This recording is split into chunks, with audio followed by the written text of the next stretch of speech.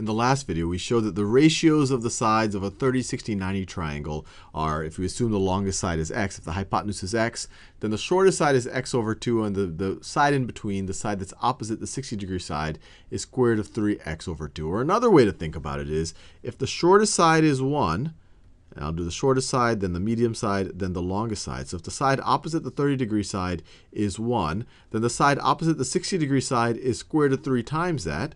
So it's going to be square root of 3. And then the hypotenuse is going to be twice that. In the last video, we started with x, and we said that the 30-degree side is x over 2. But if the 30-degree side is 1, then this is going to be twice that. So it's going to be 2. This right here is the side opposite the 30-degree side, opposite the 60-degree side, and then the hypotenuse opposite the 90-degree side.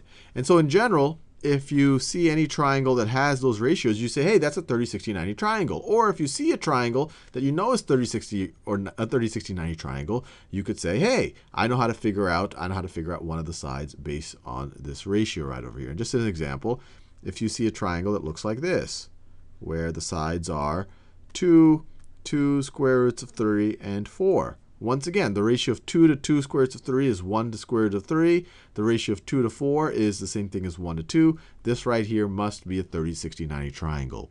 What I want to introduce you to in this video is another important type of triangle that shows up a lot in geometry and a lot in trigonometry. And this is a 45, 45, 90 triangle. Or another way to think about it is if I have a right triangle that is also isosceles.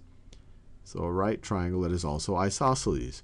You obviously can't have a right triangle that is equilateral, because an equilateral triangle has all of their angles have to be 60 degrees.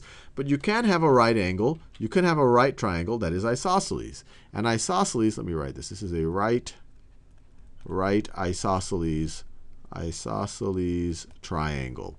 And if it's isosceles, that means two of the sides are equal. So these are the two sides that are equal. And then if the two sides are equal, we have proved to ourselves that the base angles are equal. And if we call the measure of these base angles x, then we know that x plus 90 have to be equal to 180.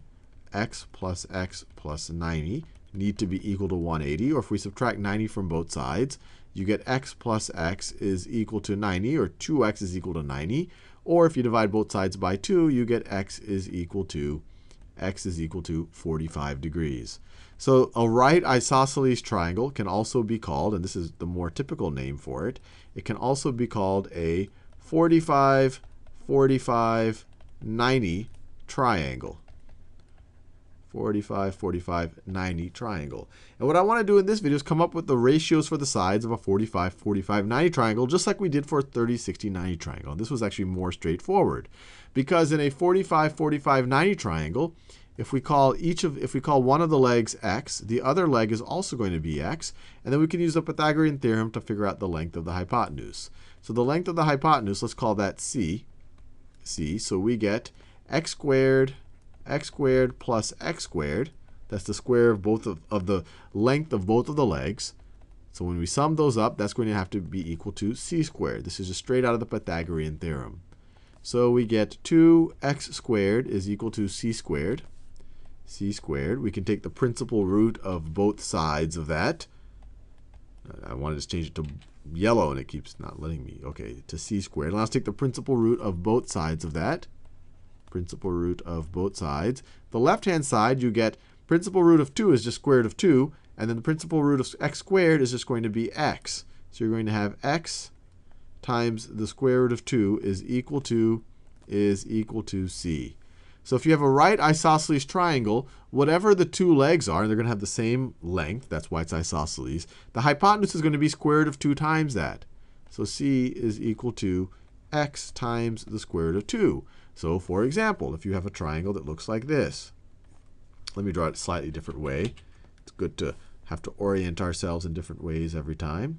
So if we see a triangle that's 90 degrees, 45, and 45 like this, and you really just have to know two of these angles to know that what the other one is going to be. And if I tell you that this side right over here is 3, I actually don't even have to tell you that this other side is going to be 3. This is an isosceles triangle, so the two legs are going to be the same. And you won't even have to apply the Pythagorean theorem if you know this, and this is a good one to know, that the hypotenuse here, the side opposite the 90-degree side, is just going to be square root of 2 times the length of either of the legs. So it's going to be 3 times the square root of 2. So the ratio of the sides in a hypotenuse in a 45, 45, 90 triangle, or a right isosceles triangle, the ratio of the sides are one of the legs can be 1, then the other leg's going to have the same measure, the same length, and then the hypotenuse is going to be square root of 2 times either of those. 1 to 1 to square root of 2. So this is 45, 45, 90. Let me write this is 45, 45, 90. That's the ratios. And just as a review, if you have a 30, 60, 90, the ratios were 1 to square root of 3 to 2. And now we'll apply this in a bunch of problems.